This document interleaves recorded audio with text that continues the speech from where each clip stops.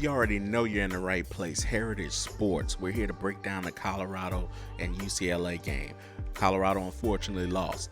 If you saw the game plan, they did not listen to me. I said 30 points would do it to win for Colorado. They ended up scoring 16 points. UCLA scored, 28 points because they score 20-something points each game. That's their average. UCLA had a very aggressive defensive line. They're the best or one of the best in the country.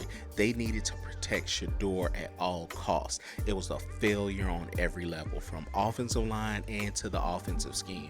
Understand there was injuries, but still, how are there not more rollouts? Until the last scoring drive in the fourth quarter, every play looked like a shotgun snap with the same launch point. The UCLA defensive lineman had easy money. You have to think, where is the run? Look at these run attempts. Look at that. That is not a commitment to the run. That is not keeping Shedeur off the ground.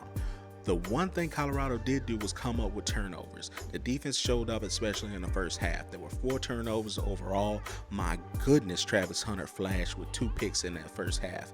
It was masterful NFL level picks. Most corners, even in the NFL level, will cover their man, and that's it. If you saw the UCLA quarterback Evers throw, there were to his first read, Travis left his receiver each time and jumped the route of the primary read. That is really, really hard to do because not every defensive coordinator will allow you to do that. You got to be like that. So if you saw the plays, Travis Hunter was covering his man, could see the quarterback throw the ball to his primary read, jumped it. In each one of them, fantastic, elite, high-end hand-eye coordination. Then we go over to the special teams. They showed up. Matta had 3 for 3 on his field goals. He did his job. So all in all, they won the turnover battle. All they had to do was score 30 points, and they win the damn game.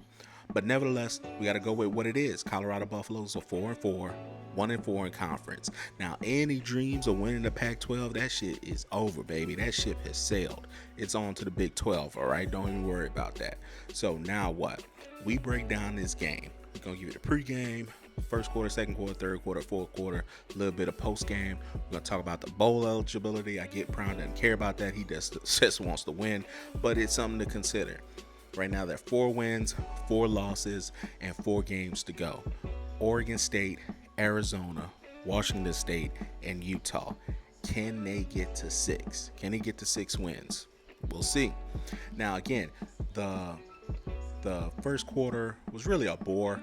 The Colorado Buffaloes scored 2 field goals. UCLA got a touchdown, so it was 7-6. And again, the scoring was kept artificially lowered thanks to Travis Hunter and his 2 picks in the first half.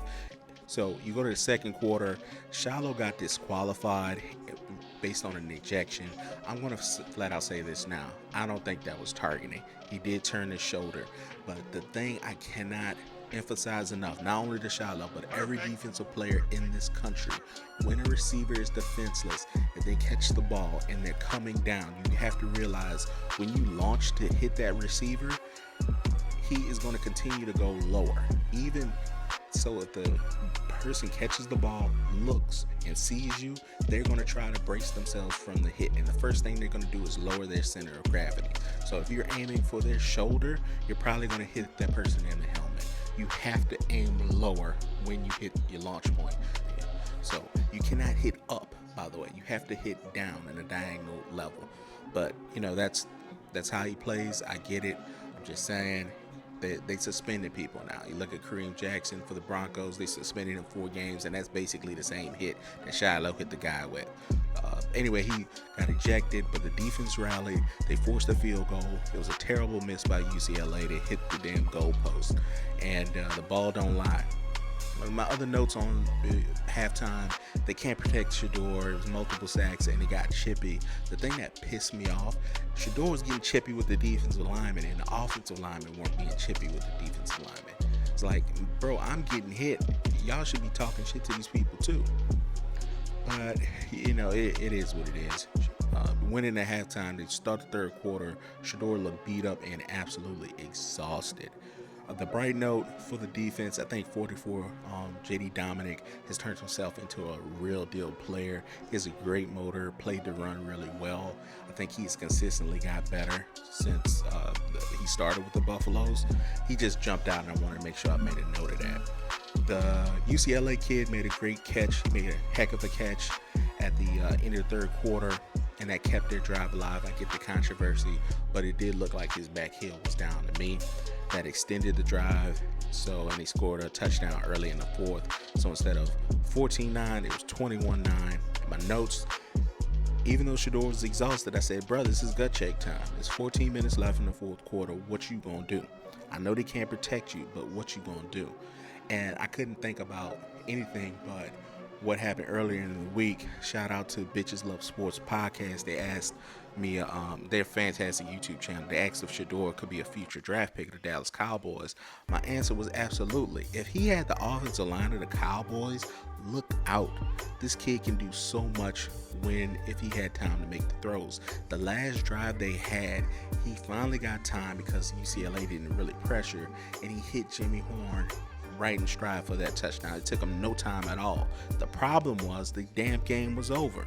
All right, UCLA was methodical. All of their scoring drives were well executed, blends of run and pass. You can really see the NFL experience in the Chip Kelly offense. The time of the clock, especially in the fourth quarter, was masterful. All right, masterful. Because look at this. So when it was 21-9, it was a 3-and-out or whatever it was. They had to kick the ball back to UCLA. Their very, very next drive, where it made it 28-9, they took up 6 minutes and 4 seconds left in the fourth quarter. I mean, look at the drive before. It was even 5 minutes. So out of the fourth quarter, right there, they had the ball 11 minutes in the fourth quarter. That's not going to get it done. They took all the time out of the clock with a blend of running and passing, and that's Chip Kelly. He did his job. He's an NFL, coach, legendary coach at Oregon before he went to NFL, then came back to UCLA. The game was over by the time Shedeur hit Jimmy Horn. So it is what it is. Up next, Oregon State. They lost to Arizona by 3 points, but they're really good, and they're a really physical team. They're not talented, not as talented scheme-wise as UCLA, but they're a similar type of team. They're methodical. They're not in a rush. They're going to try to beat you physically and hide their quarterback.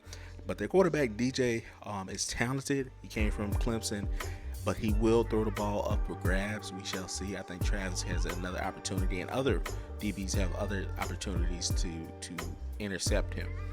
Now, I'm going to be frank with you. I think Oregon State, Arizona, and Washington State are all winnable, but Prime and them will not be favored in any of those games. Washington State may be a pick'em, but I feel like in order to get to bowl eligibility, they have to win 2 out of the next 3. I get Utah just lost to Oregon in Utah, but Colorado is nowhere near Oregon right now. So the question I have for you all, do you believe? Heritage Sports.